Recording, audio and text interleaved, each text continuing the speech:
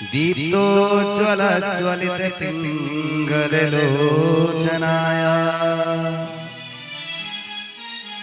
नागेन्द्रहार कृत कुंडल भूषणाया ब्रह्मेन्द्र विष्णु वरदाय नमः शिवाय।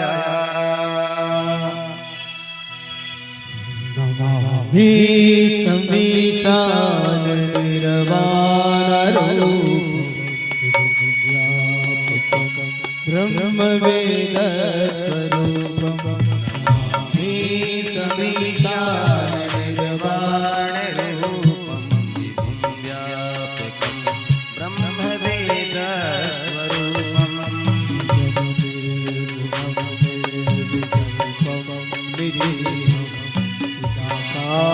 आसमाकाशं भजेऽहं नमामि संविशाल निर्वाणरूपं व्यापकं ब्रह्मवेद स्वरूपं।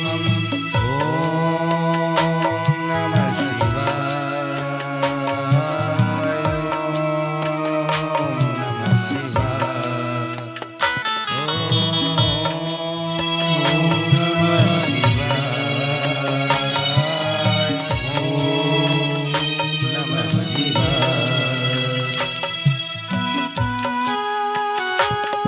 भगवान का आह्वान हो रहा है, सभी लोग तालियों के भाव से दीजिए।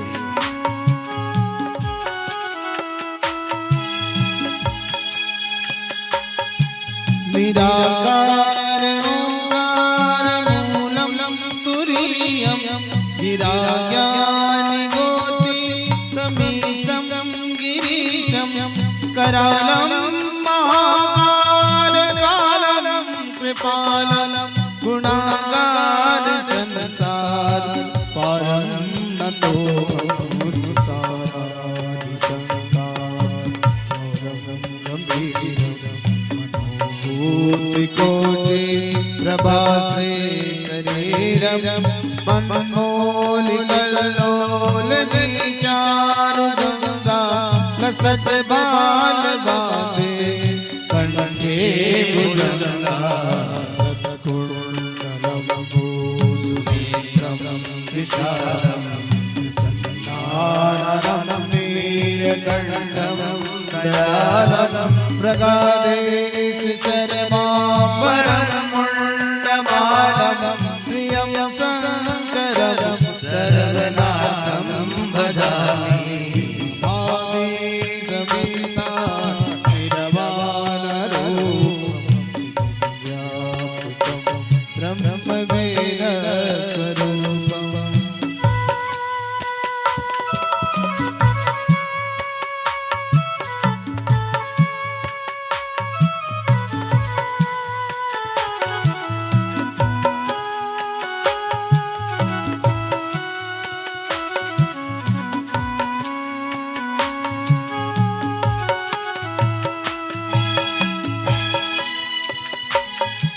प्रचण्डं प्रकर्षं प्रगल्भं परेशं अखण्डं अजं भानुकोटि प्रकाशं त्रयशूलनिर्मूलनं शूलपाणिं भजेऽहं भवानी पतिं भावगम्यं कल्पान्तकारी सच्चिदानन्ददाता पुरारी चिदानन्द संदोह मोहापहारी प्रसीद प्रसीद प्रभो मन्मथारी। नमामि सब गाइए। व्यापकं ब्रह्मवेद स्वरूपम्।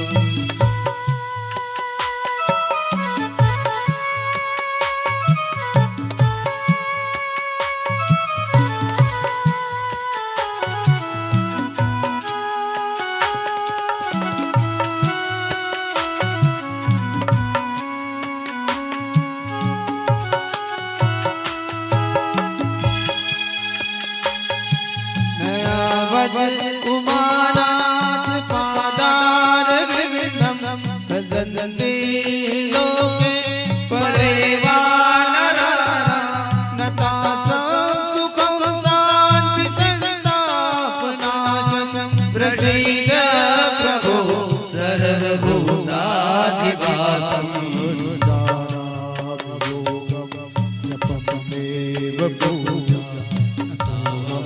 सदा सर्वदा समृद्धोऽभ्यं जराजन्मदुःखो प्रदातव्यमानं प्रभो पायापं नमामि शम्भो नमामि समीसानिर्वाणरूपं ब्रह्मवेदस्वरूपं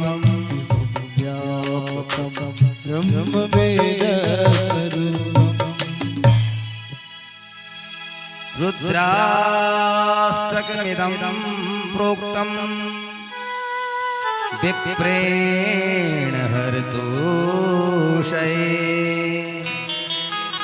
ये पठन्ति नरा भक्त्या तेषां शम्भो प्रसीदति तेषां शम्भो प्रसीदति। बाबा तुलसी ने इतना सुंदर यह गायन किया है, इसे प्रतिदिन गाना चाहिए।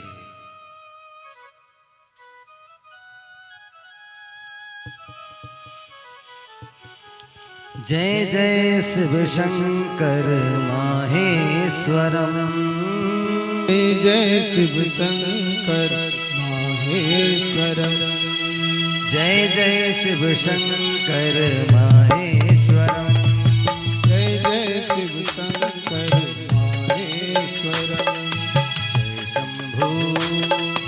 जय शंभो दिगंबर भूतेश्वरम, जय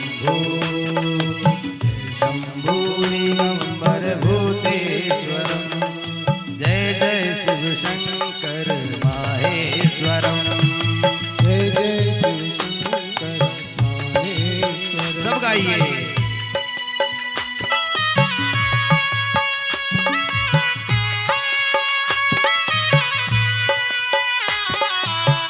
देखो आज भगवान भोलेनाथ का यहाँ पर बहुत बड़ी कथा चल रही है और शिवरात्रि, और आप ऐसे बैठे हो कि चुपई बैठना नहीं, बोले तो भगवान की कथा में वाक तद्गदा द्रव्यते यस्य चित्तम। भगवान कहते हैं मेरी कथा को सुनकर के जिसका गला भर आए, जो रोने लगे, जिसके हाथ करतल तालियां बजाते हैं, जिसके पैर थिरकने लगते हैं, ऐसा भक्त मुझे तीनों लोकों में भी दुर्लभ होता है। इसलिए ताली की सेवा अवश्य देंगे, ऐसे ना बैठे, तालियां जरूर बजाएं। प्रभु हम बड़भागी जो आपकी कथा में आकर के बैठे हैं और जीव आपको सुन नहीं पाते हैं, और हम कथा पंडाल के भीतर बैठ कर के भी ताली की सेवा नहीं दे पा रहे हैं, इसलिए ताली की सेवा अवश्य दें।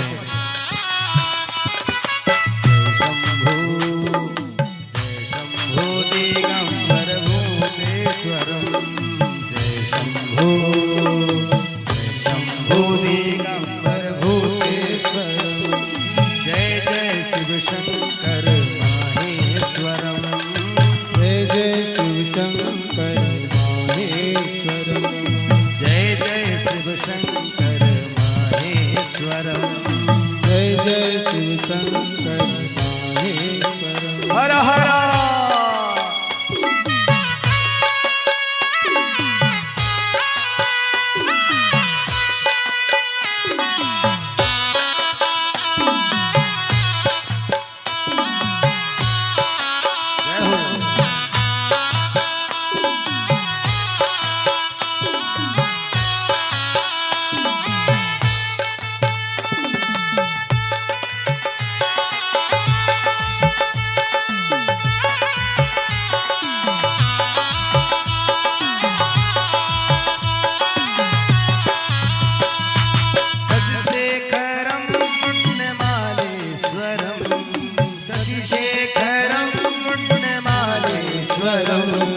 शशिशेखरं मुण्डमालेश्वरं, शशिशेखरं मुण्डमालेश्वरं, कैलास बिहारी कपालेश्वरं, कैलास बिहारी कपालेश्वरं,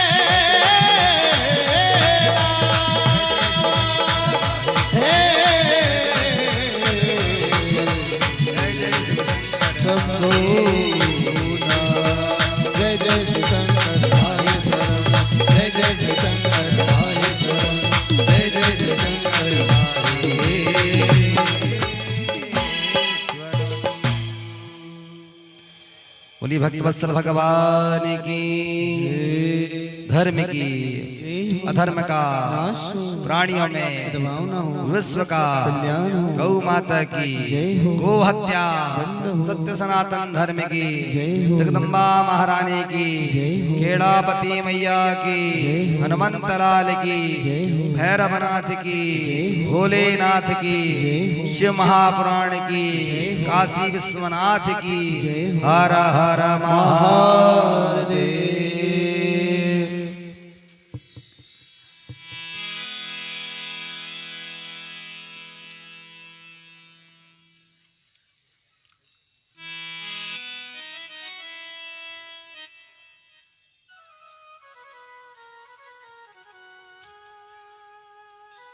कथा में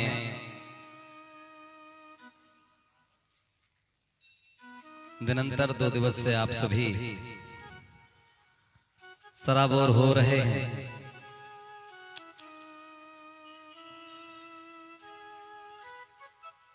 कथा दुर्लभ होती है।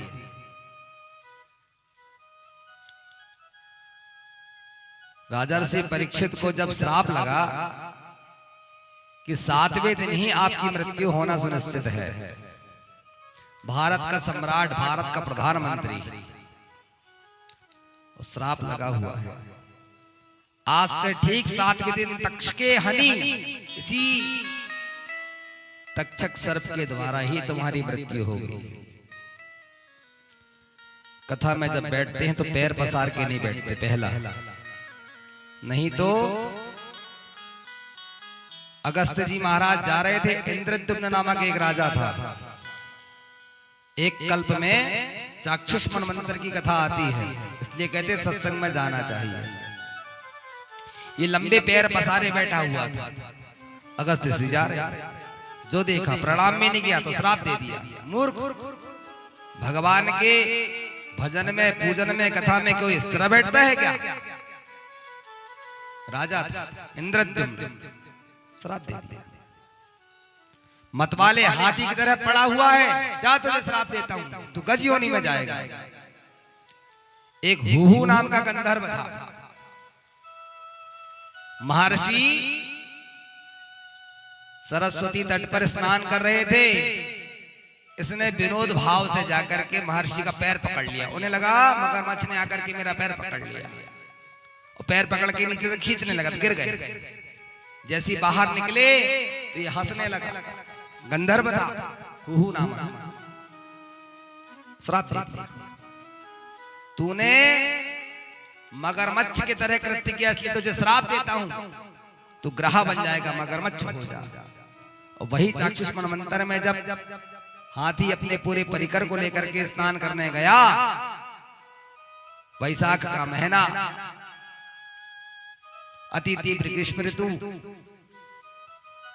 जब उसका दलदल में पैर फंस गया हाथी का, इंद्रद्युम्न राजा जो हाथी बना हुआ था, सारे परिवार के लोगों को बुलाया। 2 मिनट तो सबने उसकी मदद करी, लेकिन 30 मिनट में सब पीछे हट गए। बोले हम अपनी जान को जोखिम में नहीं डाल सकते, आप तो मर रहे हो, हमको भी साथ में ले डूबेंगे। जब परिजन सभी वहां से चल पड़े तो उसने भगवान को पुकारा। इसलिए सत्संग में जब बैठो तो चैतन्यता से, ऐसा ना हो कहीं हमें दोष लग जाए। कल हमने कथा सुनाया था, हनुमंत लाल जी महाराज से गलती सिर्फ इतनी थी कि वे ध्वजा पताका पर बैठे हुए थे, और अर्जुन शिष्यस्तेहं साथी माम त्वाम प्रपन्नः, शिष्य बनते हुए, गुरु मानते हुए भगवान कृष्ण को और उनके श्रीमुख से गीता का सार सुन रहे थे। जब पूजन करने आए, हनुमंत लाल जी भी उतरे। पूछा, प्रभु मैं भी आपके पूजन करूंगा। जैसे श्रोता बन करके अर्जुन ने सुना, नीचे बैठ करके मैंने ध्वजा पताका पर बैठ करके सुना था। भगवान बोले, तुमने अनर्थ कर लिया, पाप कर लिया। वक्ता से उच्च आसन पर बैठ करके कथा नहीं सुनी जाती, जाओ तुम पिशाच योनि पे चले जाओगे, पिशाच बन गए। सावधानतया शृणु, भगवान वेद बार बार बार कथा को आनंद से, शांति के साथ सुनना चाहिए। दुर्लभ होता है सत्संग। धन्य समय सोई जब सत्संगा, उस समय वो घड़ी धन्य होती है महाराज, जिस समय जीव को सत्संग की प्राप्ति होती है। इसलिए जब तक हम कथा पंडाल के भीतर बैठेंगे आनंद के साथ, हे भगवान शंकर आप पूर्ण परमेश्वर हैं, आप ही ब्रह्म हैं, आप सभी के कष्टों को, दुखों को, क्लेशों को दूर करने में सामर्थ्य रखते हैं। हे प्रभु हम आपकी ही शरण में बैठे हुए हैं, ऐसी प्रार्थना करो। कथा में बैठ करके बातें नहीं करना चाहिए, भगवान का नाम जपना चाहिए। माताओं को नमः शिवाय, पुरुषों को ओम नमः शिवाय जपते जाओ, कथा सुनते जाओ। क्या होगा? बोले मन निर्मल हो जाएगा। बाबा तुलसी की प्रतिदिन की आदत थी, रोज कथा सुनाते थे।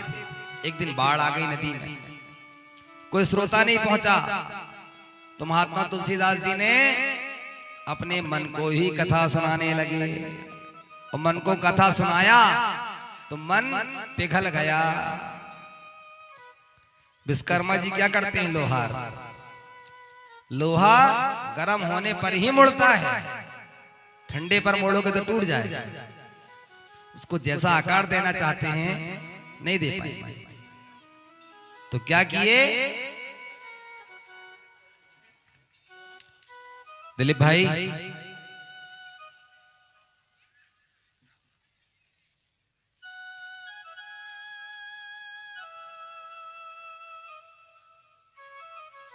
बाबा तुलसी ने मन पिघला और विवेक रूपी हथौड़ा मारा।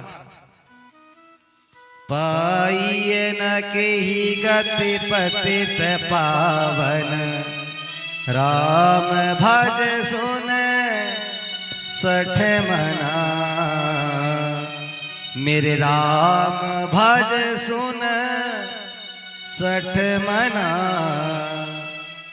अरे मन तू इतना सटे सुधर जा, बार बार तेरा मन घर और दुकान की तरफ जाता है।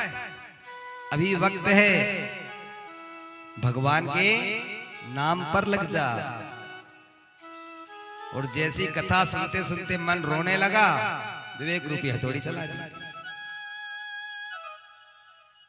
मन को संभालना इतना सरल नहीं है, इसलिए कथा में जब बैठो तो अति चैतन्य, कान उधर देखेंगे, एक छिपकली आ जाएगी तो पूरा ध्यान वहां चला जाएगा। क्या कथा बताए कोई नहीं बता पाएगा। ट्रैक्टर को क्या देखा नहीं है जो हम उस तरफ देखते हैं? क्यों? शरीर बैठा है यहाँ, अब मन लगा हुआ ट्रैक्टर में। अरे भाई आप तो हेलीकॉप्टर देख चुके हो, ट्रैक्टर की क्या बात है? जब तक शरीर यहाँ बैठ करके कष्ट पा रहा है और मन कह रहा कि नहीं ट्रैक्टर। एक महात्मा हिमालय में तप कर रहे थे और वो जपे शिव शिव शिव शिव, और सुगंध आ गई, कहीं गुड़ बन रहा था खाना। उस मन कहे कि गुड़ खाए, और वो कहे शिव, वो कहे गुड़। मन जपे, महात्मा जपे शिव शिव, और मन कहे गुड़ गुड़ गुड़ गुड़ गुड़ गुड़। उठे, उठ करके आए और चाप से जैसे ही डाला था ताजा ताजा, जीभ को बाहर निकाले, पकड़े और पूरा। लोगों ने कहा महाराज बैठिए बैठिए, आसन लगाते नहीं। बोले क्या बैठ रहे? हाथ डाले और पूरे जेहबा पे मुख में गुड़ मल्ली। आ जाइए।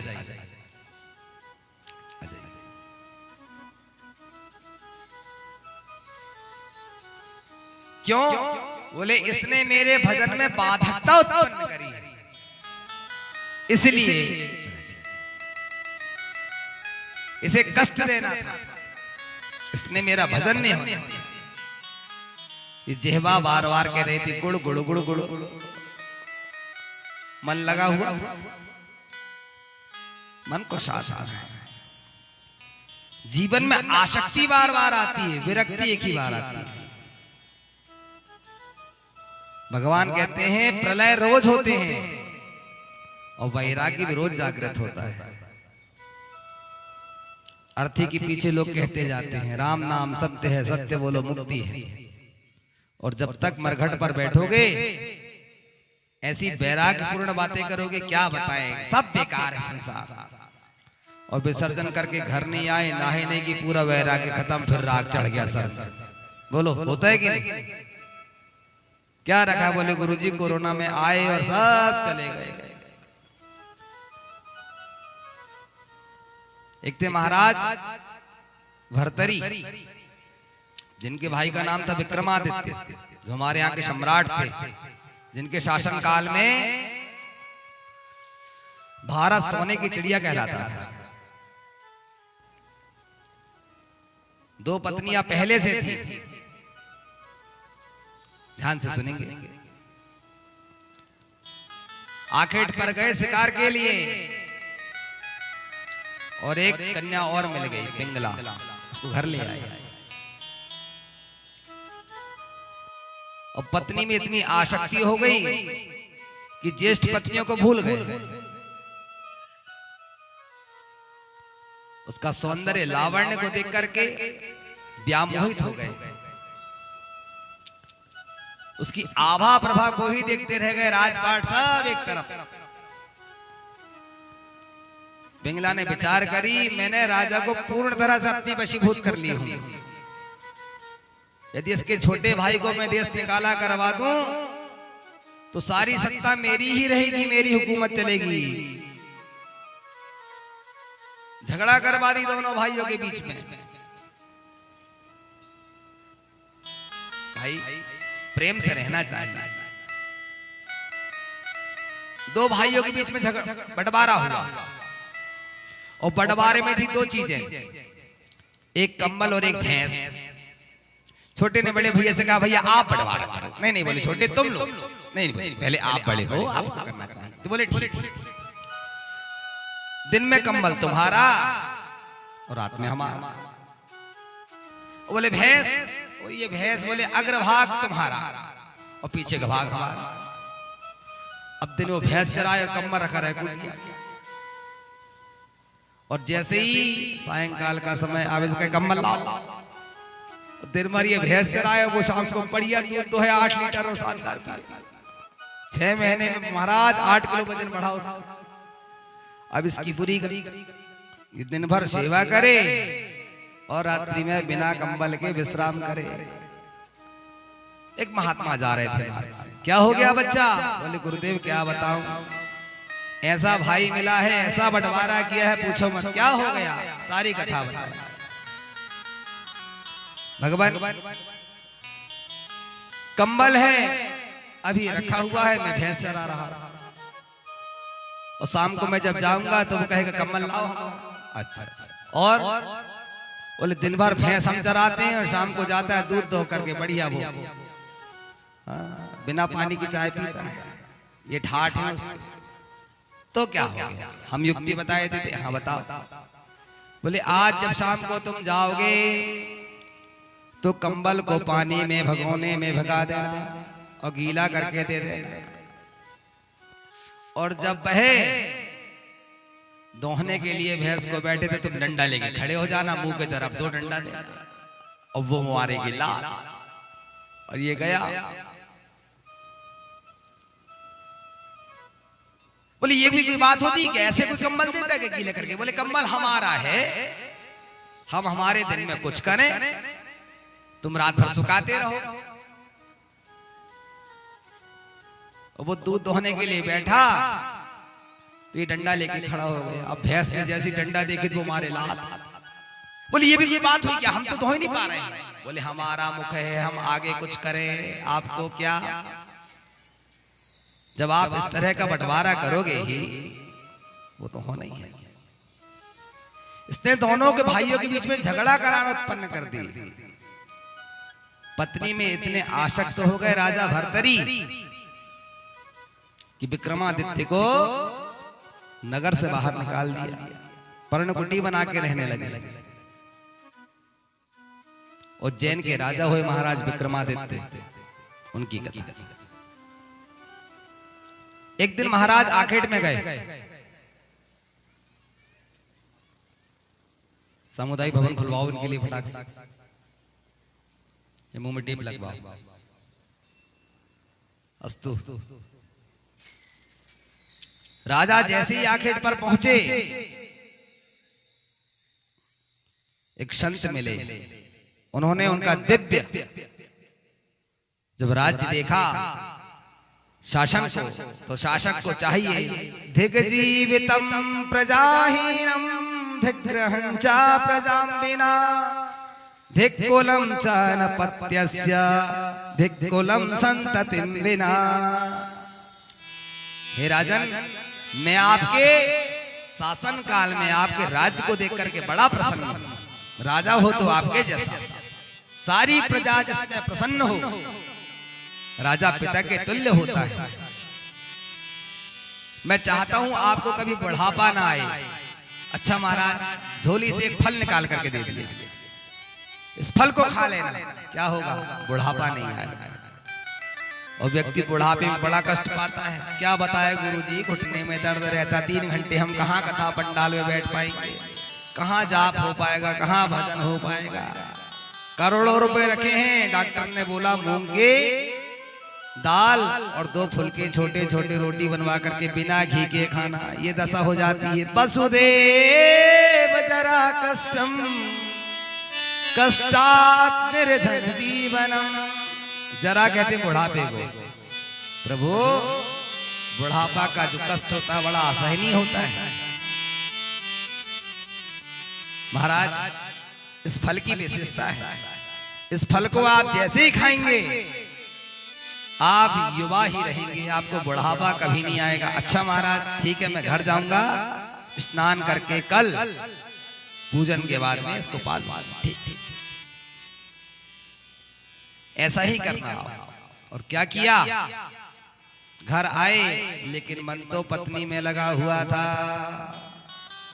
सुनती हो पिंगला, मैं आपके लिए दुर्लभ फल लेके आया हुआ, आसक्ति। और ये कथा विरक्ति की, संसार से थोड़ा सा मन मोड़ लो। राजा भर्तृ ने पिंगला को वह सुंदर फल दे दिया। मेरी आसक्ति तुम पर है, मैं अति प्रेम तुमसे करता हूं। महाराज, इस फल को खाने से क्या होगा? तुमको बुढ़ापा नहीं आएगा, नवीन एव स्वरूपिणी, तुम इसी तरह 22 वर्ष की ही दिखाई दोगी। आसक्ति। अच्छा महाराज, ठीक, मैं इस फल को स्नान करके पूजन करके अवश्य खा लेती हूँ।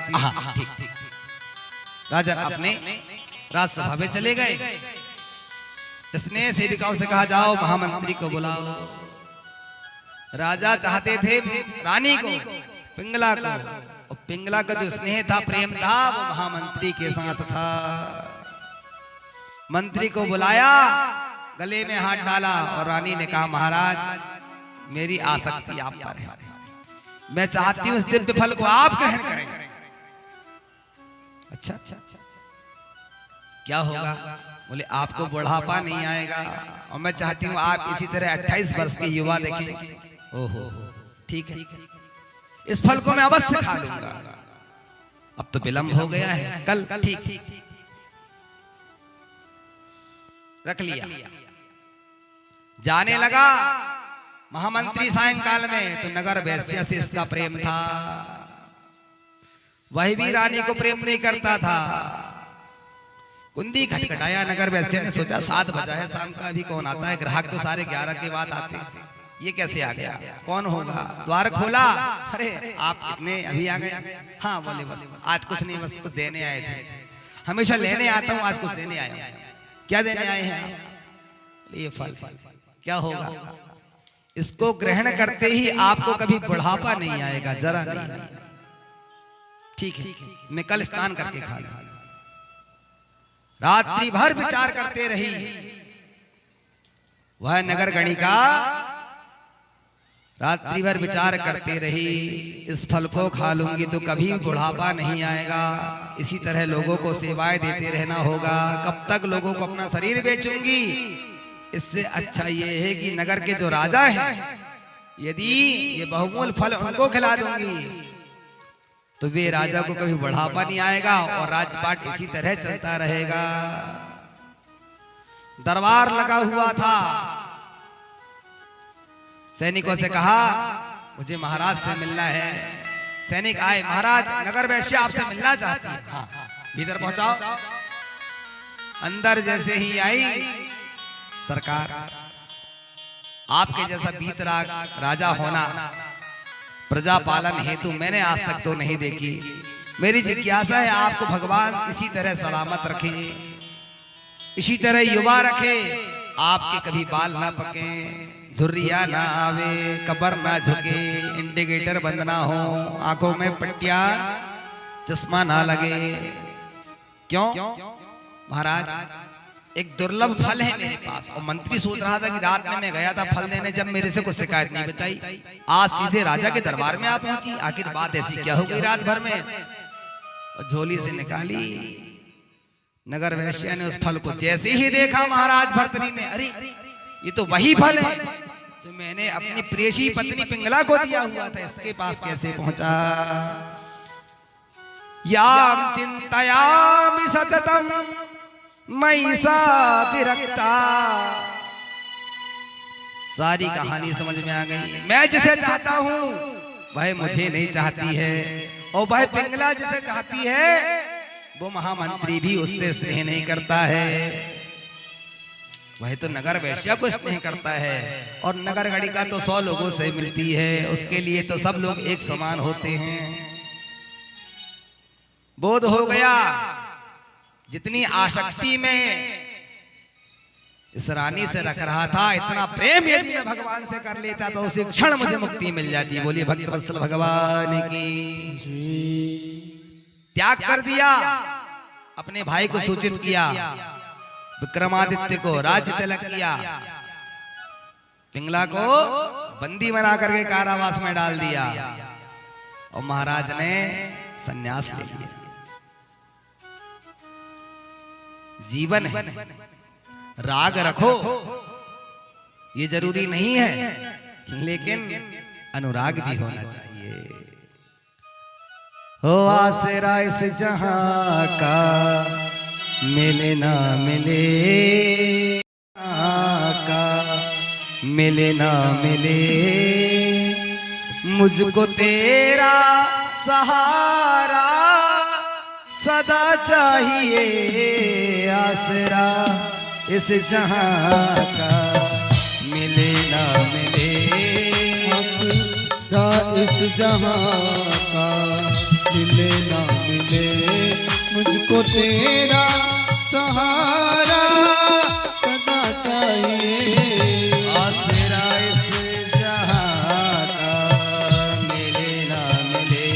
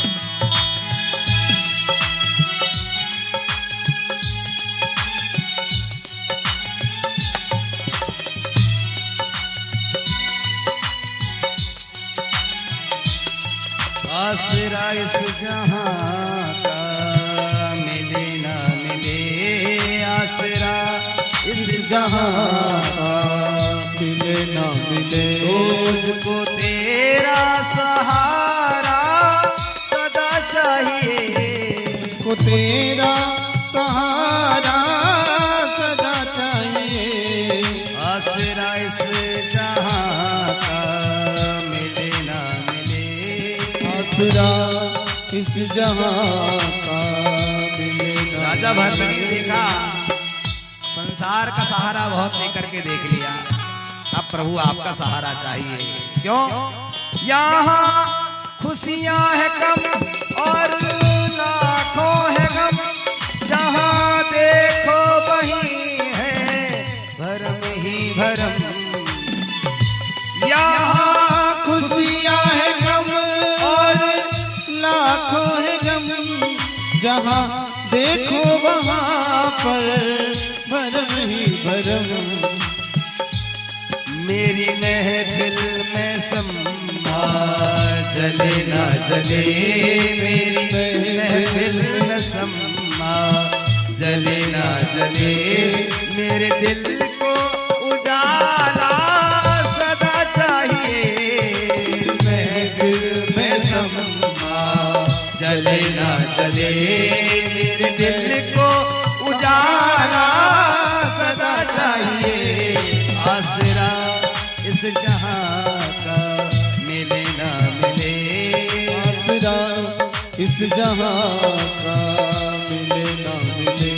मुझको तेरा सहारा सदा चाहिए, तेरा सहारा सदा चाहिए। आसरा इस जहां का मिले ना मिले।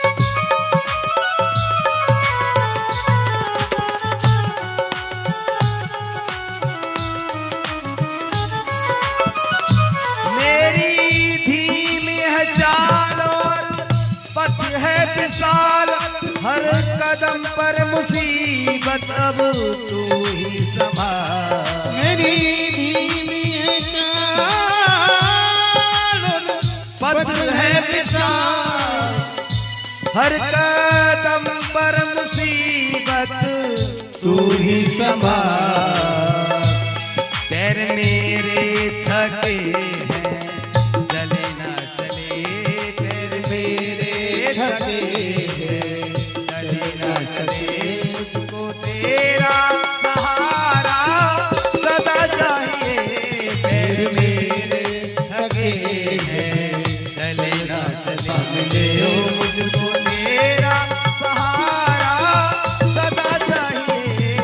मुझको तेरा सहारा सदा चाहिए। मुझको तेरा सहारा सदा चाहिए। मुझको तेरा सहारा सदा चाहिए।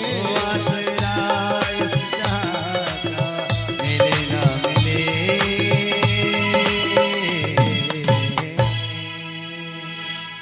इसलिए संसार के लोग जब सहारा छोड़ देते हैं तब डॉक्टर कहता है हम बचा नहीं पाएंगे, अब तो भगवान का ही एक दरबार है, आप हो सके तो भगवान जी से प्रार्थना करो। फिर जाकर के मंदिरों में नारियल बांधते हो, कोंटा पकड़ करके रोते हो, भगवान मेरी माँ को कैंसर हो गया है, आप बचा लेना। मेरे भाई का पैर टूट गया है, वो सही हो जाए, आप बचा लेना। उस दर को छोड़ो ही मत। जो कदापि दुख में भजे, आपने यदि सुख में भज लिया तो दुख काहे को होए। कि उसका रास्ता देखते हो, दुखी होंगे तब मंदिर जाएंगे, तब कथा सुनेंगे। नहीं भाई, ईश्वर ने आपको सुखी वैभव जीवन दिया है, ऐश्वर्य प्रदान किया है,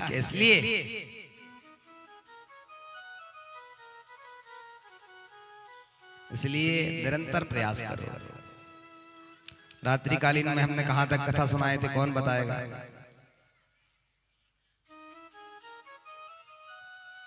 किसका विमान त्याग हुआ था? अरे आपसे थोड़ी पूछे आचार्य जी, पता भी तो चले श्रोता है या सोता है। नारद मोह नारद जी ने उग्र तपस्या करी, बीजांकुरित हो गया। भगवान ने माया का नगर बनाया, 100 योजन लंबा 100 योजन चौड़ा। शीलनिधि राजा, उनकी कन्या विश्व मोहिनी। ये भी नहीं बता पा रहे, इनका ध्यान भी आप लोगों के चेहरे देखने में जाते हैं, हम समझ गए। अभी लड्डू पूड़ी की कथा सुना देंगे तो बस पूरा मन लगा रहेगा। ये कथा बताओ। कथा बहुत शांति से सुनना चाहिए, मन को बार बार कहना चाहिए, हे मन भगवान का भजन कर। जब तक बैठो चैतन्यता से बैठो। और नारद जी ने शिव शिव जपा, मुक्ति मिली। समस्त तीर्थों में गए, भ्रमण किया। श्रीरंगम सेतु बंधनं च हरिक्षेत्रम कुरुक्षेत्रम श्रीरंगम सेतु बंधनम एवमादिषु तीर्थेषु भ्रममाणस् इतस्ततः। सभी जगह भ्रमण किए, आकर के ब्रह्मा जी के पास आए। पितामह, मेरी बुद्धि निर्मल हो जाए, मैं शिव तत्व को जानना चाहता हूं। शिव है क्या, शिव की लीलाएं क्या हैं, शिव ने क्या क्या किया, कृपा करके आप मुझे वह सब बताने की कृपा करें। ब्रह्मा जी बोले, नारद तुमने बड़ा अच्छा प्रश्न किया है। भगवान की लीलाएं अतुलनीय है, बार बार उनकी कथा को सुनना चाहिए। मैंने क्रतु, अंगिरा, पुलह, पुलस्त आदि 10 पुत्रों को जन्म दिया। हे नारद, मेरे 10वें संतान पुत्र रूप में तुम जन्मे, मेरे मानस पुत्र कहलाए, मेरे मन के द्वारा उत्पन्न हुए थे। इसके पश्चात मैंने एक सुंदर कन्या को जन्म दिया और उसके साथ में एक पुनः सुंदर पुत्र को जन्मा। उस पुत्र की आभा प्रभा को जो भी देखता उसको देखते ही रह जाता, सबका मन को वो मथ लेता था, इसलिए उसका नाम पड़ा मनमथ, कंदर्प, और उसी को लोग कामदेव भी कहते हैं। मैंने जब उस कामदेव को जन्मा तो बड़े बड़े यतीन्द्र मुनीन्द्र संत अमलात्मा विमलात्मा भी उसको देख करके आश्चर्यचकित रह जाते। हाथ जोड़ करके वह खड़ा हो गया तो मैंने उससे कहा, मामा विष्णुर यश्च शिवः, मैं विष्णु और शंकर को भी तुम विजय प्राप्त कर लोगे, तुम्हारे वेग से कोई नहीं बचेगा। तो साधारण पुरुष संसारी क्या बच पाएंगे उस काम के वेग से।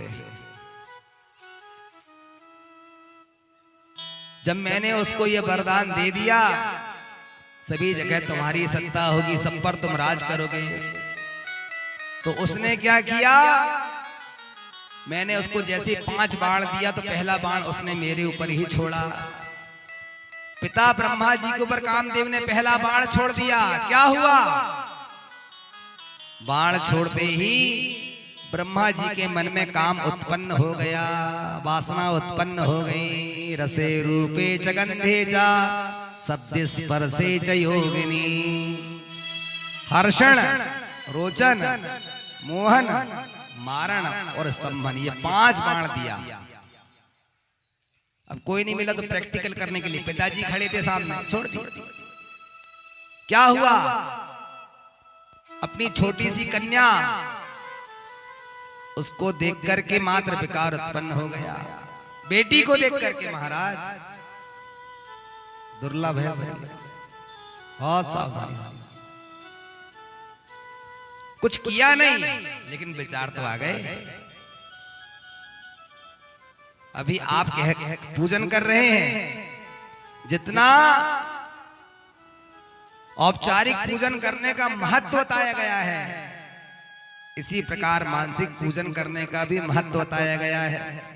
कुछ नहीं है आपके पास में, मन में ही भगवान का भजन कर लो, पूजन कर लो।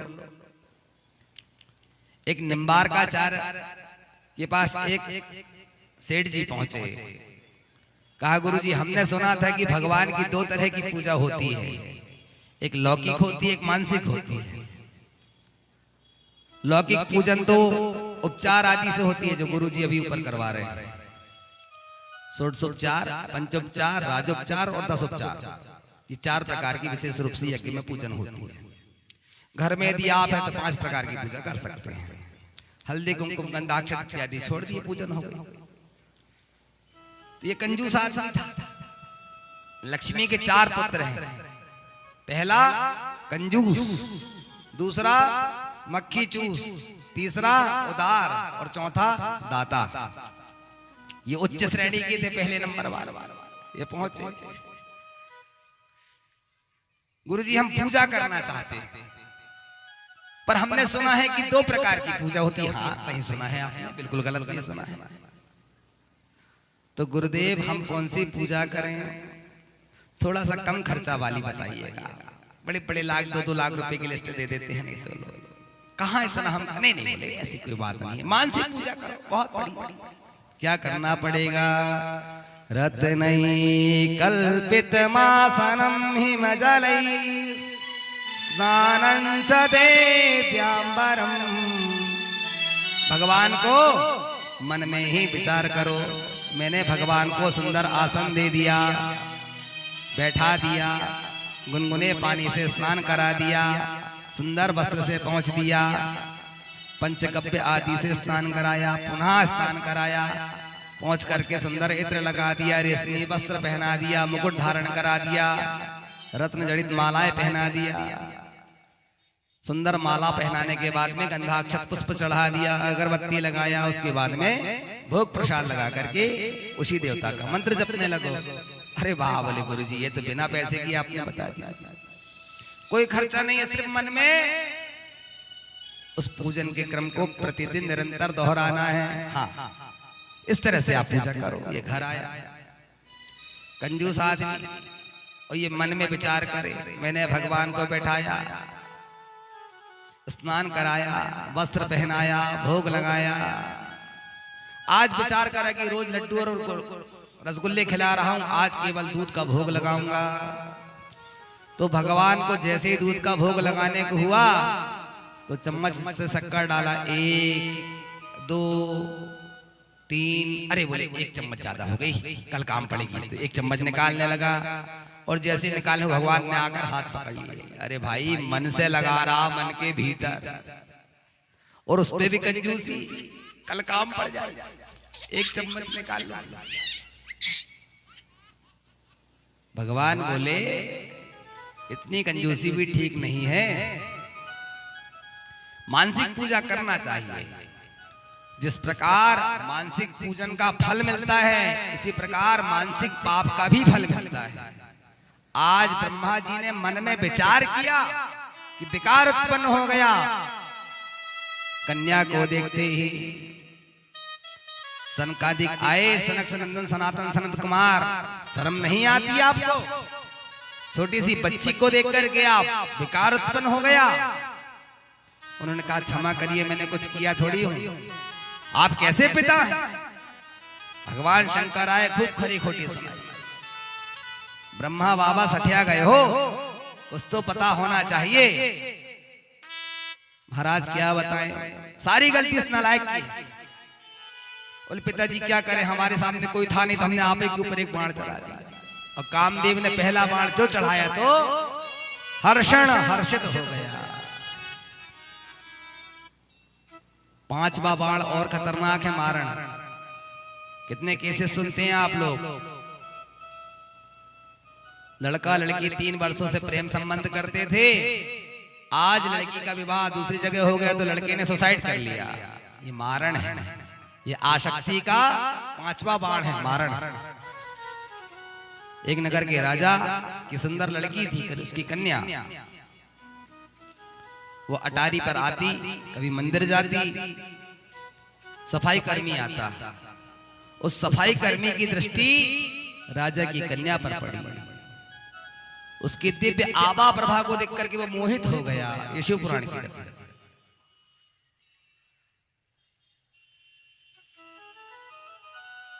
खैर खून खांसी खुशी ये कितने सोचो आप। हाँ बोले किसी ने तो खांसा है और खुजली कितने छिपाओ आप, उसके बाद भी हाथ वहीं जाएगा। ये छिपाए नहीं छिपती महाराज, यहां भी होगी तो आप भिड़ जाओगे। क्या बताए, भिड़े ही रहता आदमी, वो चाहकर भी नहीं छिपा सकता है। वो छिपाने की कोशिश करेगा वो और जोर जोर से, ऐसा लगे कि डांस कर रहा है। अब बोलो, धीरे धीरे सारे नगर में ये बात फैल गई, करने करने जपन जनाहा। एक सफाई कर्मचारी राजकन्या को पसंद करता है। राजा को यह बात पता चली, वैद्य को बुलाया। वैद्य गुरुश्च मंत्रिश्च। राजा के पास ये 3 विशेष गुणी लोग होते हैं, और जिस राजा के पास ये 3 नहीं है वो राजा है भी नहीं, वो ज्यादा दिन राज कर भी नहीं सकता। मंत्रालय का सुंदर कैबिनेट मंत्री, उसका वैद्य, उसका डॉक्टर। वैद्यो गुरुश्च मंत्रिश्च, और उसका धर्म गुरु। यदि गुरुदेव का आशीर्वाद है तो आप शासक बन पाएंगे। चंद्रगुप्त मौर्य को महाराज चाणक्य ने ही तो शासक बनाया। राजा ने तुरंत बुलाया वैद्य को, डॉक्टर साहब तुरंत हमारे पास आइए। हाँ महाराज, क्या सुन रहे हैं? एक नगर का सफाई कर्मचारी हमारी बेटी को पसंद करता है, जहर की गोली तैयार करो। ठीक है महाराज, और ऐसी गोली बनाओ 10 मिनट में मरना चाहिए। ठीक, बना दे। बुलाया गया। हम क्या सुन रहे हैं? जी महाराज, इतनी धृष्टता तुमने सोचा कैसे? हमारी बेटी की तरफ लोग निगाह नहीं कर पाते हैं, नजरें नहीं उठा पाते हैं, और तुम हमारी बेटी को देख करके उससे प्रेम करते हो। सारे नगर में हल्ला मचा पड़ा है। महाराज वो तो हो गया, ठीक, ये गोली खाओ ना, तो इसी वक्त तुमको मृत्यु दंड दिया जाएगा। उसने प्रेम से गोली खाया। 10 मिनट छोड़िए महाराज, 1 घंटा पूरा हो गया, गोली का असर नहीं हुआ। दूसरे दिन फिर बुलाया, 1 गोली खिलाया। तीसरे दिन फिर बुलाया, 1 गोली खिलाया। जब मरे ही ना तो राजा को क्रोध आया। उनने वैद्य को बुलाया, खेल खेल रहे हो, शर्म नहीं आती तुमको? ऐसा वैद्य हो, यही चिकित्सा करते हो?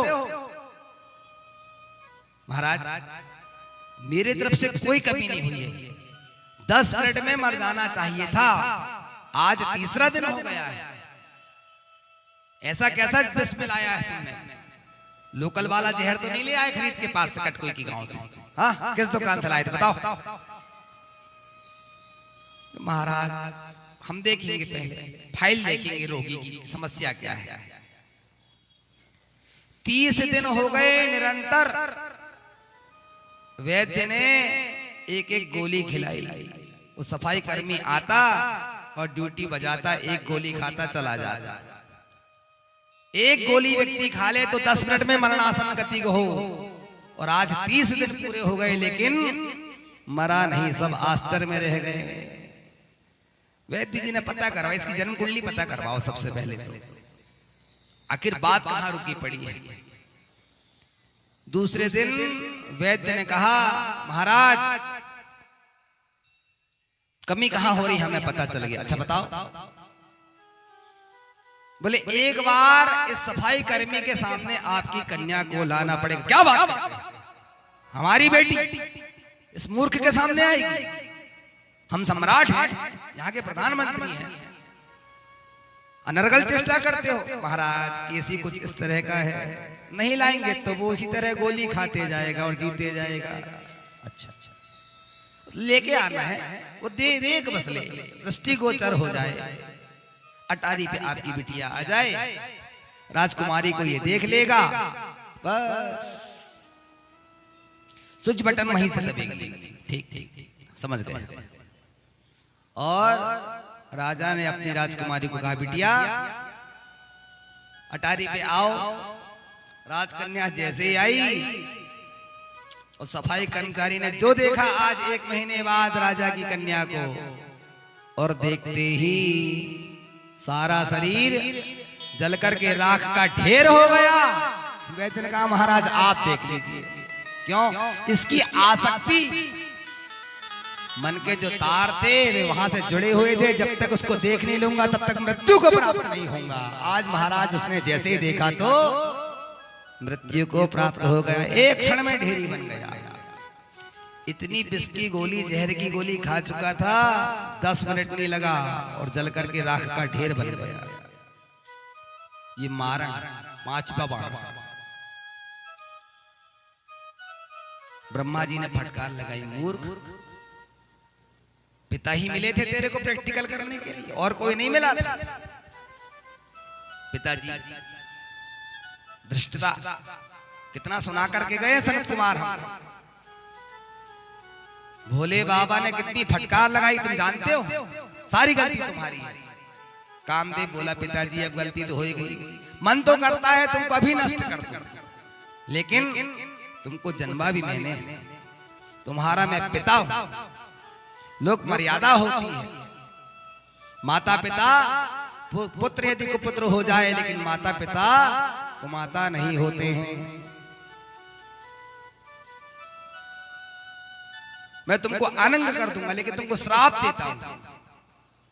भगवान शंकर के द्वारा तुम भस्मीभूत हो जाओगे और अनंग होके विचरण करोगे, बिना शरीर वाले हो जाओगे। पिताजी ऐसा क्यों कर रहे? नहीं बोले, तुमने धृष्टता पूर्वक कार्य किया है। इस तरह कामदेव श्रापित हुआ। नारद जी ने कहा प्रभु जो बेटी हुई उसका क्या हुआ? तो क्या वह कन्या, उसका नाम हुआ संध्या देवी। 3 काल की संध्या होती है। ब्राह्मण को, क्षत्रिय को, वैश्य को चाहिए कि वो तीनों कालों की संध्या करे। प्रातः संध्या, मध्याह्न संध्या और सायंकाल की संध्या। आज भी हमारी माताएं बहनें सायंकाल होते ही दीपक प्रज्वलित करती हैं। तुलसी कोट में जाकर के, मंदिरों में जाकर के एक दीपक जलाती है। ये संध्या देवी गई और मंदराचल पर्वत पर जाकर के तपस्या करने लगी। ब्रह्मा जी ने अपने पुत्र वशिष्ठ जी से जाकर कहा जाओ बेटी से जाकर कहो शिव का पंचाक्षर मंत्र जपे। तो नमः शिवाय नमः शिवाय नमः शिवाय नमः शिवाय का जप करने लगी। भगवान शंकर प्रकट हो गए। मांगो देवी क्या चाहिए, ये प्रार्थना करने लगी। संखेन्द्वावमतीव सुंदर तनु सार्धूल चर्मामृतम कालव्याल कराल भूषण धरम गंगा शशांक प्रियम काशी संकलिकलम सौग शमनम कल्याण कल्पद्रुवम नौमीड्यं गिरिजापतिं गुणनिधिं कंदर्पहं शंकरम। हे प्रभु आप मुझे वर देना ही चाहते हैं तो यही वर दे दीजिए। आज के बाद किसी भी जन्मी हुई संतान को कोई भी देख करके काम ज्वर उत्पन्न ना होवे। मेरी अवस्था भी खेलने कूदने की नहीं हुई थी, उसके बाद भी काम ज्वर उत्पन्न हो गया। दूसरे को छोड़िए, पिता ब्रह्मा जी को हो गया। भगवान बोले चिंता मत करो, आज से मैं डिवाइडेशन किया देता हूं। और भगवान शंकर ने अवस्थाओं को 4 रूप में परिवर्तित कर दिया। तब से व्यक्ति की अवस्थाओं में परिवर्तन हुआ। जब बालक जन्मता है तो वो शिशु बनता है, मध्य में आकर के कौमार अवस्था को प्राप्त करता है, किशोर अवस्था को, और अंत में जाकर के बुढ़ापा से ग्रसित होता है। संध्या देवी के कहने पर भगवान शंकर ने मनुष्य की अवस्थाओं में परिवर्तन किया और उसको 4 विभागों में बांटा। प्रभु मेरा पति निष्कामी हो, मेरी 100 संतान हो, लेकिन वो काम से परे हो। इस तरह की संतान होना चाहिए। ए मस्त तुमने इतनी अग्नि की ज्वाला की तरह कठोर तप किया है। हे देवी, चंद्रभागा नदी के तट पर महाराज मेधा ऋषि तप कर रहे हैं, यज्ञ कर रहे हैं। तुम जाओ उसी यज्ञ कुंड में जाकर के शरीर को त्याग दो। संध्या बोली, भगवान कोई अपने यज्ञ कुंड में क्या ऐसे कूदने देगा? बोलो। भगवान शंकर बोले, मैं तुमको अदृश्य होने का वरदान दे देता हूं। तुम जाओगी और वायु की तरह किसी को दिखाई नहीं दोगी। जितने ब्राह्मण वहां यज्ञ कराएंगे कोई तुमको देख नहीं पाएगा और तुम जाकर के यज्ञ कुंड में प्रवेश कर जाना। बोलिए भक्तवत्सल भगवान की। संध्या देवी गई, जाकर के यज्ञ कुंड में उसने जाकर के अपने शरीर का त्याग किया। और वही संध्या देवी जो है कालांतर में अरुंधति के रूप में प्रकट हुई, जिनका विवाह महर्षि वशिष्ठ जी से हुआ। ब्रह्मा विष्णु महेश तीनों ने जाकर के पाणी ग्रहण करवाया और पाणी ग्रहण करते समय जो जल नीचे गिरा उससे 7 नदियां प्रकट हुई भारतवर्ष में। 7 पुरियां, गंगा यमुना चैव गोदावरी तथा नर्मदा सिंधु कावेरी। ये 7 नदियां जो हैं वो पाणी ग्रहण का जो जल गिरा था ना अरुंधति के विवाह में वशिष्ठ जी के साथ, उस समय ये प्रकट। बोली गंगा मैया की। यज्ञ करना चाहिए, ये भी ज्ञान यज्ञ है। एक ब्राह्मणों का गांव था, सभी ब्राह्मण पुरवासी रहते थे, सभी यज्ञ करते थे। एक महिला की आदत थी पान खाने, वो तमाकू खाए और पतिदेव स्वाहा करे तो पीक भी उसी में छोड़ दे। क्या हुआ महाराज कि उसमें से सोना उत्पन्न होने लगा, हाँ सिक्के आने लगे। और पतिदेव जैसे साकल में लकड़ी लाने जाए तो ये 2 बार थूके तो उससे सोने के सिक्के निकले, तो ये रख ले। उसने क्या था 3 मंजिला मकान 4 महीने में तैयार। 2 फॉर्चूनर आके खड़ी हो गई। उनने दूसरी बहन को बताया, हाँ बोले कुछ नहीं, यज्ञ करो स्वाहा, थूक दो। और जैसे थूके तो बस सुवर्ण असरफियां आ जाए।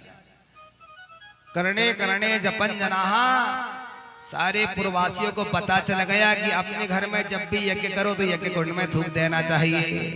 और थूकते बराबर ही असरफियां निकल के आ जाती हैं, सोने के सिक्के निकल के आ जाते हैं। सभी के घर माला माल हो गया। बड़े बड़े ट्रक और गाड़ियां खड़ी हो गई, 3-3 मंजिला के मकान बन गए। एक दीन ब्राह्मण थे, उनकी धर्म पत्नी ने जिज्ञासावश कहा, प्रभु आप देख रहे हो पूरे गांव बदल गया, नक्शा ही बदल गया, कितने जल्दी परिवर्तन होता है। हाँ आदमी फर्श से अर्श पर पहुंच जाता है, देखो सब शिखर पर पहुंच चुके हैं और एक हम हैं आज भी झोपड़ी में रहते हैं। क्या कहना चाहती है? मैं कहना चाहती थी कि वो बाजू वाली पड़ोसी वाली बहन ने बताई कि तुम भी यज्ञ करती हो, पान और तमाकू खा के थूक दिया करो, तुम्हारा दिमाग खराब है। अरणी मंथन किया जाता है, वेद मंत्रों को बोला जाता है, तब कहीं जाकर के अग्नि देवता प्रकट होते हैं। उन्हीं अग्नि देवता के द्वारा भगवान श्री राम उत्पन्न हुए थे। भरत जी आए थे, लक्ष्मण जी आए थे, शत्रुघ्न जी आए थे। और महाराज दशरथ ने तीनों कन्याओं को बराबर, रानियों को बराबर मात्रा में वो पायस दिया हुआ था। अनेकों ऐसी कथाएं हैं इतिहास में।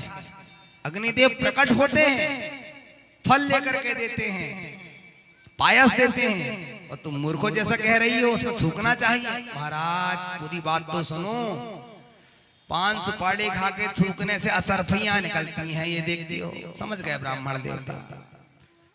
शांत स्वभाव के व्यक्ति थे, संतोषम परम सुखम ही उनका धंधा। उन्होंने कहा शिक्षण पैकिंग करो, जो भी सामान है सब बैलगाड़ी में ले जाके रखो, हमको फॉर्च्यूनर नहीं चाहिए, हम तो अपने नाम ऐसे ही मस्त हैं। और जैसे ही चले नगर का ही त्याग कर दिया और नगर के ठीक बाहर निकले हैं। और ब्राह्मण ने अपनी पत्नी से कहा पीछे पलट करके देखो तो नगर के बाहर जाते ही पूरे शरीर में विस्फोट हो गया और सब 1 मिनट में राख की ढेरी में परिवर्तित हो गए। पत्नी ने कहा, महाराज बहुत बड़े ज्योतिषी हो आप तो,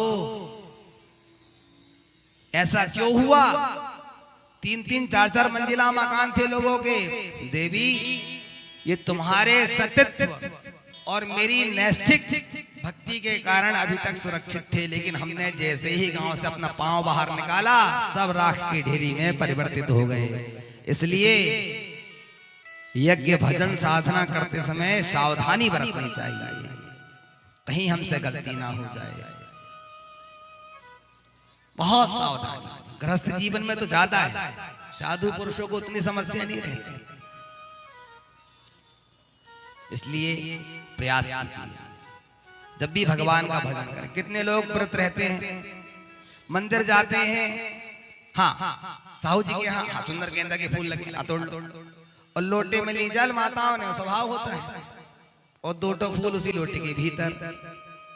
और मंदिर गए तो फूल बाहर निकाल लिए, पहले भगवान खेड़ापति को, शंकर भगवान को, राधा कृष्ण को जल चढ़ा दिया और उसके पश्चात वही फूल चढ़ा दिया। ना वो जल चढ़ाने योग्य बचा था और ना भी फूल। और फिर कहते, गुरुजी क्या बताएं, 15 बार 15-16 सोमवार रह लिए, मनोकामना होगी कहां से पूरी? जब तक आपकी क्रिया सही नहीं होगी। हर चीज का एक सिस्टम है, एक विधा बनी है।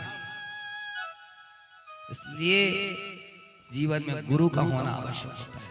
घर में आचार्य आएंगे, विप्र आएंगे, साधु पुरुष आएंगे, वे आपको कुछ ना कुछ अच्छा मार्गदर्शन बता के जाएंगे। कौन बुलाए जी, एक कप चाय लगती है। भक्त वत्सल भगवान की। समझने वाले तुरंत समझ जाते क्या क्या क्या।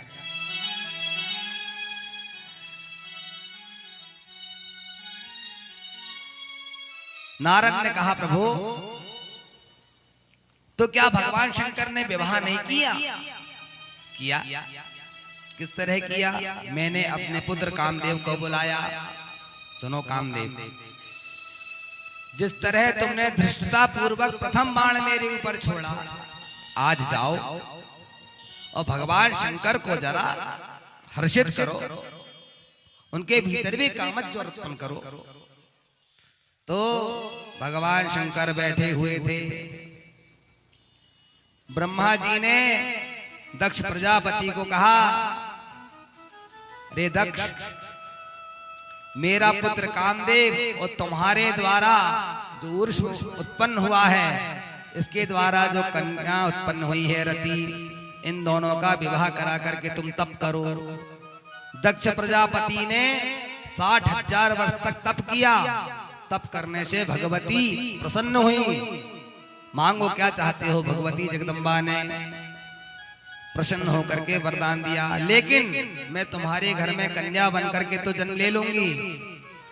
जिस दिन तुम मेरा अनादर करोगे, उसी क्षण में तुम्हारे यहाँ से दूर चली जाऊंगी। सकुमकुम विलेपनामलक चुंबी कस्तूरिका समंदासितेक्षणां ससरचाप पाशांकुशाम अशेष जन मोहिनी अरुणमाल भूषांबराम जपा कुसुम भासुराम जप विधौ स्मरेद अंबिकाम। हे जगदम्बा, मैं आपको अपनी कन्या बनाना चाहता हूँ। मैं चाहता हूँ आप मेरे घर में बेटी बनकर के अवतरित हो जाएं। भगवती जगदम्बा ने कहा, मैं तुम्हारे घर में बेटी तो बन जाऊंगी, लेकिन तुम्हें सदैव आदर करना होगा। इसलिए हमारे यहाँ माताओं बहनों को सम्मान दिया जाता है। ये प्राचीन समय से परंपरा चली आ रही है। बेटा लायक ना हो, नालायक भी हो जाए तो ठीक है, लेकिन पिता को अंत तक अपने बच्चों में, और पिता के लिए तो स्नेही पुत्री होती है, बेटी होती है। माँ का लाडला होता है बेटा, और थोड़ा ढीठ भी हो जाए तो चलेगा। बोले जय हो।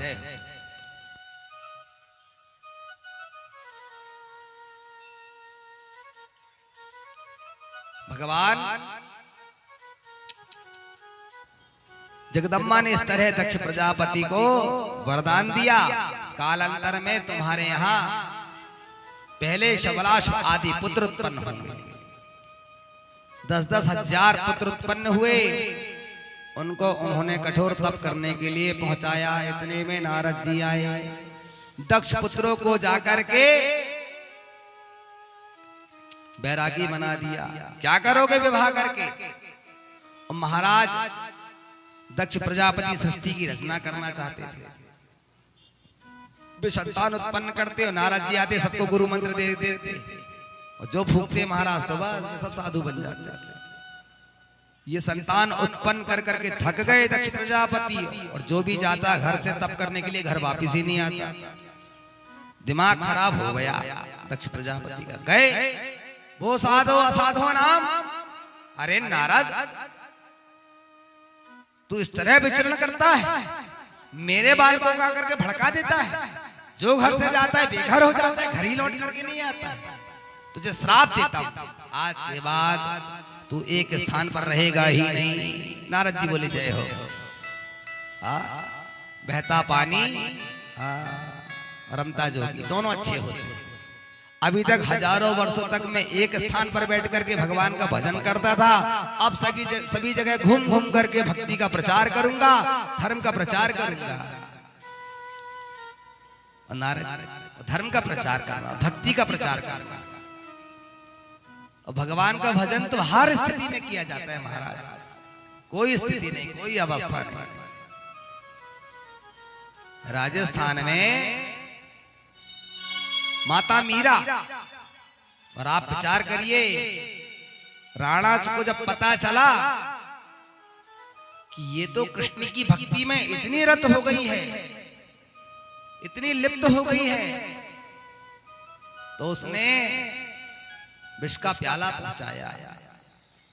जहर मिला दो, दे आओ, ये तुम्हारे प्राण प्रीतम के लिए है। और विष का प्याला राणा जी ने भेजा, ले लिया। न जाने कौन सा मदिरा लगाई थी मीरा, जो प्याले में भी घनश्याम को देख लिया करती थी। ऐसा कौन सा काजल लगाया हुआ था मीरा माँ ने, जो देखा अमेरिका में लोग पीएचडी कर रहे हैं मीरा के नाम पर, वो मीरा हुई हमारे देश की।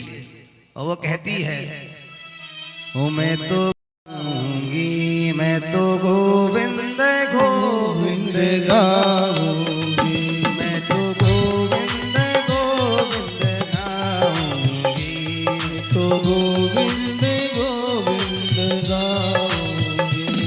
राणा जी तेरे महल चबारे, राणा जी तेरे महल चबारे, राणा जी तेरे महल चबारे, राणा जी तेरे महल चबारे। वो सब छोड़ यहीं पर जाऊंगी, सब छोड़ यहीं पर जाऊंगी, मैं तो गोविंद गोविंद गाऊंगी, मैं तो गोविंद गोविंद गाऊंगी, मैं तो गोविंद गोविंद गाऊंगी। मैं तो गोविंद गोविंद गाऊंगी। जय हो।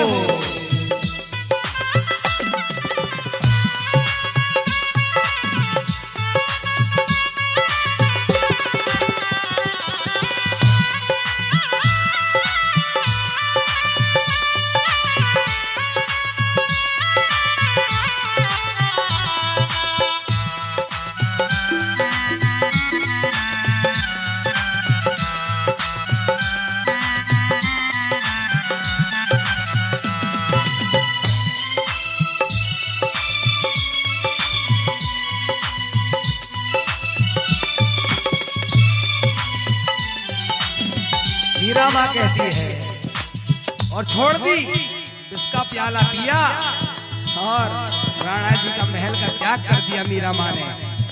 आई वृंदावन में जाके रहूंगी, वृंदावन में जाके रहूंगी, ओ वृंदावन में जाके रहूंगी, वृंदावन में जाके रहूंगी। सुख दुख अपने आप सहूंगी, सुख दुख अपने आप सहूंगी।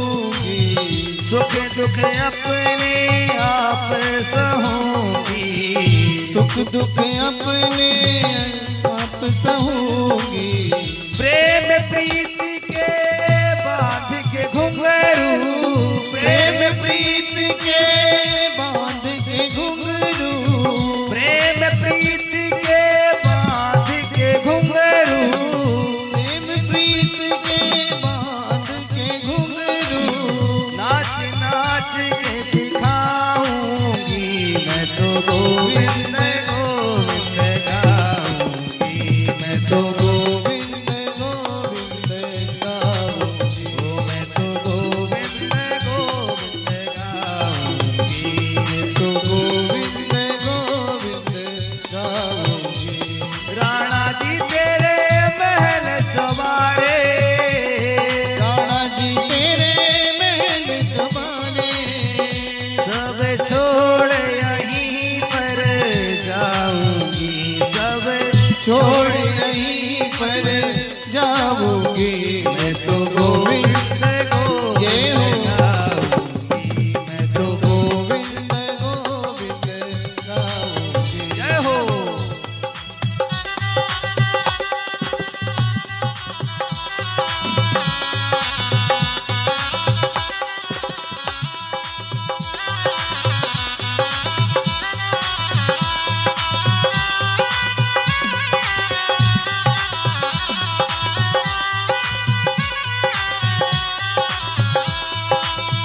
गोरे तन पे भस्म रमा के,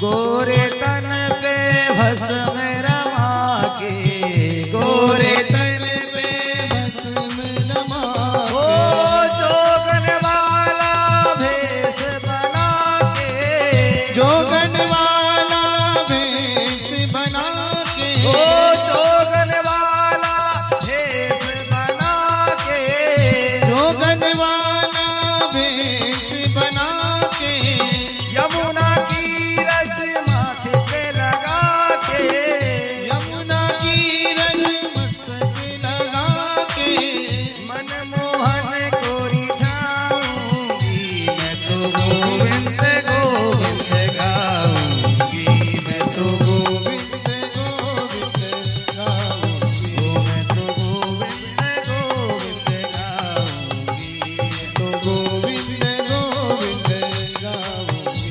ओ क्या करने तेरे हीरे मोती, क्या करने तेरे हीरे मोती। अरे राणा जी जितनी दौलत तुम बता रहे हो ये दौलत को मैं एक क्षण में त्याग दूंगी। अब मीरा ने ठुकरा दिया, क्या कर ले तेरे हीरे मोती, करूं तेरे हीरे मोती। ओ मेरे मन मंदिर में ज्योति, मेरे मन मंदिर में जोगी, मेरे मन मंदिर में ज्योति, मेरे मन मंदिर में जोगी। कान्हा मेरे प्राण बसे हैं, कान्हा बैठे साँझ सवेरे, ओ कान्हा मेरे प्राण बसे हैं, कान्हा मेरे प्राण सखे। मनमोहन को रिझाऊंगी मैं तो गोविंद गोविंद गाऊंगी, मैं तो गोविंद गाऊंगी। ओ मैं तो गोविंद गोविंद गाऊंगी, मैं तो गोविंद गोविंद गाऊंगी। ओ